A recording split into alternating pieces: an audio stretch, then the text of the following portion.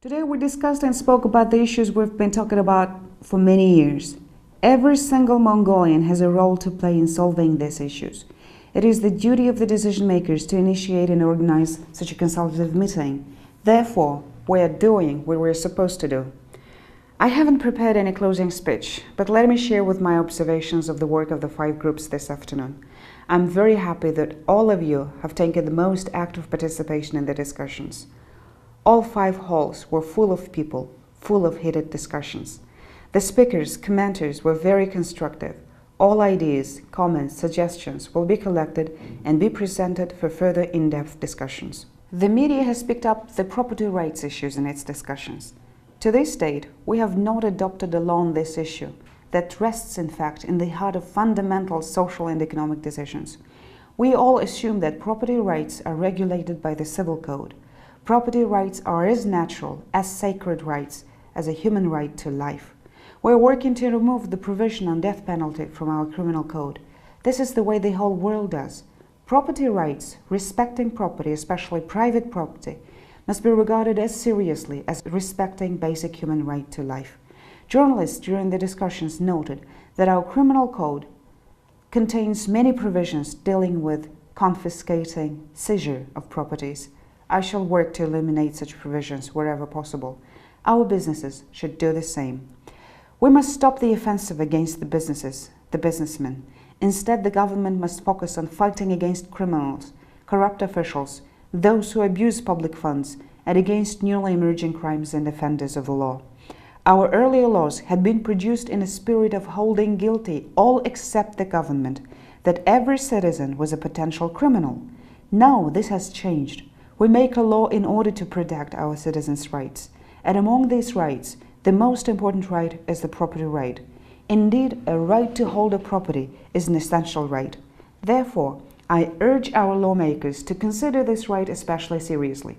I'm glad to hear the comments and ideas of our journalists. I was very happy to hear they calling each other for dedicating the newspaper space and airing time not to the populists, but to the wealth creators.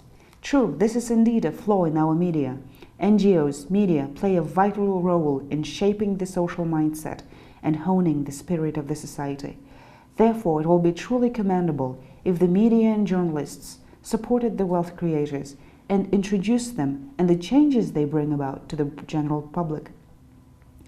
The media, journalists, tend to like to enter the government house in search for news. But look around, 90% of social life unfolds outside the government house. Half of the media content today is about politics, that trifle with little value. And our scholars, academia, picked up the issue of protecting property rights.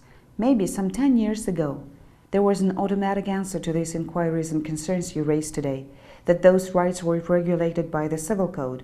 Today, the issue was raised and discussed at every session of the 5 groups. Also, you discussed about what laws we need in order to expedite our development. We will consider and discuss many options, many laws. Let's finalize the issue of adopting a law on delegating some of the functions of the government to non-governmental bodies. I recall it clearly. 3 people connected with me through the Twitter and Facebook and proposed that they would like to provide wireless internet to the Gerd districts of Ulaanbaatar at least cost. Similarly, they shared, all of the Mongolian Soms can have wireless internet at the cheapest cost.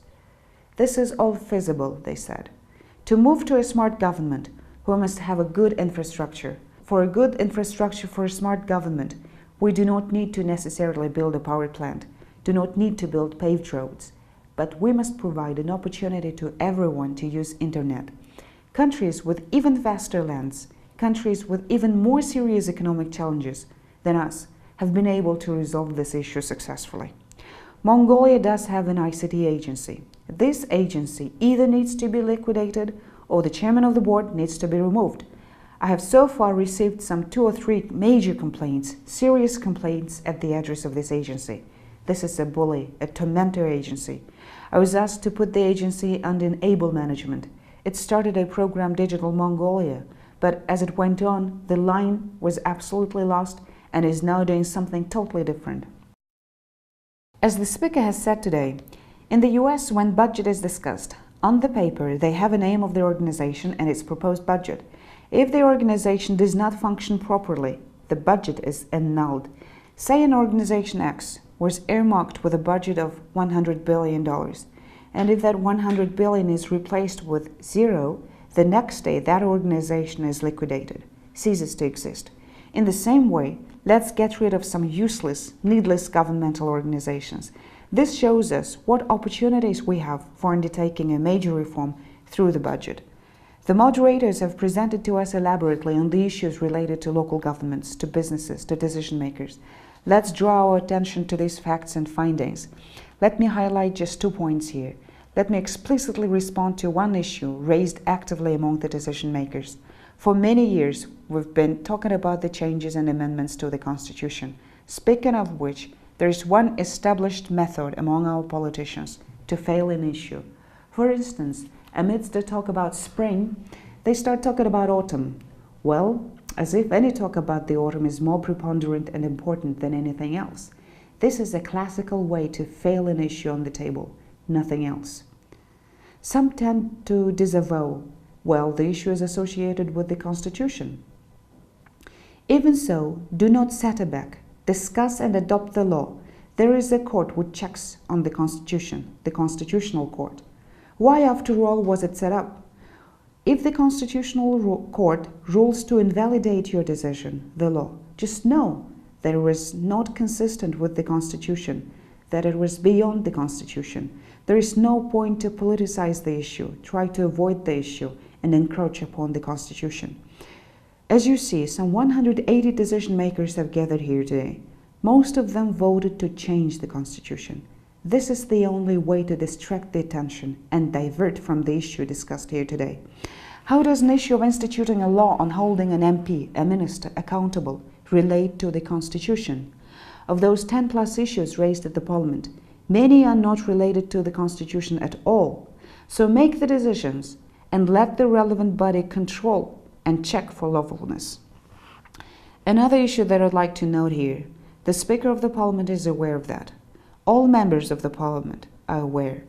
Slightly more than a year ago, a working group was established to develop changes and amendments to the Constitution, and it is working. You please work in the working group, with the group, and just try to make those changes and amendments. The late Mr. Chimid had initiated the law on making changes and amendments to the Constitution and had made it approved. First, you must read that law. Our folks have not even read the law. That law prescribes, tells you the phases and stages of amending the Constitution. So first read it. The working group is there. If indeed changes and amendments are necessary, let that working group work. Who is preventing, restraining its work? Beware, most importantly, changes and amendments to the Constitution must be approved by 3/4 of the Parliament votes. So the 3/4 of 76 makes some 57, doesn't it? Well, when we come together and discuss Mongolia's problems and issues, eventually we end up discussing global matters. Okay, when agreed to discuss global matters, we end up trying to fix problems on the Mars or on the Moon. Let us stop this. What I'm asking to discuss all together is to talk about our home, cleaning the mess at home. My position is very clear. I have no fear of anyone not to support, of anyone to conspire. Well, we have the working group in place with a clear mandate. I think we can review the 7 changes and amendments to the Constitution. Let us first resolve them once and for all. And there is a dispute going on. Some say that it was wrong to amend, that it made the situation worse. Some prove that it was right, was needed. Then first let's scan them through and settle with them once and for all. I'm ready to choose that way. We table our issues, problems, we discuss them all together. I'm ready to bring the issues back if we all agree to discuss them again. But let us be alert. While discussing one major serious issue, let us not forget about the others, pending ones too. Remember, this is a method to make things forgotten. Therefore, I stated firmly that I'll be pushing ahead those other issues as well on our immediate agenda. I'm truly happy that all of you, all of the participants of our group sessions, support the concept I'm introducing today. The topic we discussed for many years, the idea to move to a smart government. We have tried to decently prepare for this meeting. We have made the list of the people to invite, and the list is in the records in my office. All of us here in this hall are forming, in a sense, a voluntary club, the Mongolian Development Club. We do not need to register it with the Ministry of Justice. We do not need to have a sale, finance, elect the president, no need for all of that. If you are invited, please do come and join. If you are not invited, you are excluded. If you are invited to thematic sessions and miss its sessions once or twice, you will no longer be invited. There are many other people who care for Mongolia more than you do. The doors of the club are open to everyone, every single citizen of Mongolia who has a say for Mongolia, who sees her or his own role in Mongolia's development, who needs to be heard of his concern and voice for Mongolia. So all in all, with those who arrive and leave, assuming that the club will have on average some 500 to 600 active members, we could flexibly organize our activities under 5 thematically identified groups. Our media group can be expanded with more people from the social and culture intelligentsia, such as writers, artists, etc. We have many scholars, researchers, businessmen, decision makers here, all to form these subgroups within the club. Let us just think that we have this structure, national consultative structure, to discuss our life, our issues, our plans. Let us meet from time to time for fine-tuning, for exchanging and sharing. The main goal of the sub-sessions was to exchange ideas freely. Much follow-up work needs to be done. Let's issue a resolution of the Parliament if necessary. You all given my presentation, and the first thing we will do is we will produce more copies and shall distribute them through bookstores. Let everyone who is interested get a copy. Now these developmental challenges, these issues we discussed today need to be discussed at every organization, every SOM, every IMOC. We will resolve the associated costs. In the brochure, we'll have these comments, ideas, proposals made by you at the group sessions. Shift to a smart government can be undertaken as a large-scale, comprehensive campaign with goals and tasks ranked in priority order. Assuming that our job complete totals to 100%, 1/3 of it will be building and harnessing a political consensus, dialogues and discussion. This is a must. This is our number 1 priority. Second important part is leadership. I said that before. In Mongolia, there is just one single person who has the least conflict of interest, if not at all, whose term in service is set. That is the president of the country, myself. I have a single interest, to accomplish a good during my term that makes good to Mongolia, that makes Mongolia better off. The interest to support my people's desire to succeed. And on top of that, I serve the solidarity, consensus, unity of my people. This is the mandate I carry forward. Therefore, I think the President's leadership is vital in this cause. I will provide the leadership whether or not I'm asked to do so. I want straightforward, clear message to all of you. Please support and do discuss your roles at local governments, at businesses, at academia, at media, in successfully carrying out this major nationwide campaign for a smart government. Just to clarify, on the proposed 10 laws, I introduced only the main ideas and tenets. You can change, add, cut on those ideas. We all can now work on drafting these laws. I expect the National University to form its own team on that project. Our ICT companies can initiate laws they deem necessary and submit your early drafts, ideas to MPs, or submit to my office, to me. If there are issues difficult to be submitted to the Parliament, difficult to be resolved in the Cabinet, I'm ready to take over that load as the President of the country. There are many laws that can serve as models on internet. Look out for them, translate into Mongolian, adapt and tailor to Mongolian needs and realities. We have made one observation in the past 20 years. All ideas voiced around are good and correct, yet the most difficult thing is to turn them into a concrete action, those ideas we talk about. We talk and talk over and over again, yet they are never put on paper. Instead of criticizing, bring in the solutions, your alternatives. I have just demonstrated it by myself. What laws, what ideas, what concepts we need. So please bring in the laws, developed consistently with the legal and lawful requirements and standards. We do have in our government the structures to discuss, submit them, and have ratified. Alice, Mongolia, Mongolians, is more leaning toward just void chit-chat, shallow criticism, inaction, inactivity. Therefore, let's be active. Let's discuss solutions. This will all depend on all of us. You, the citizens, have to push the decision makers who otherwise will sit idle. And that time is today, now.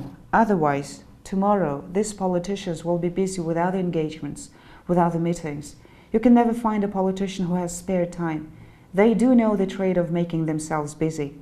So be sure to bring to them the issues they need amidst their busy schedules. Indeed, we must push for making the pending and immediate decisions. Otherwise, we might end up in a situation when we will have to abandon our political system. Hope that will not happen. Yet let's first make key decisions that would lead the economic growth. Let's first attend nothing else than the country's development, economic growth. Concurrently, let's mend our government. We have enough to do in the coming 2 to 3 years on these two fronts. I've submitted a draft law to separate the parliament membership from the cabinet membership.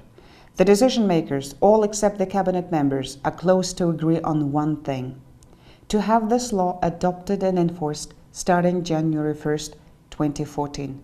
But that means no work will be done.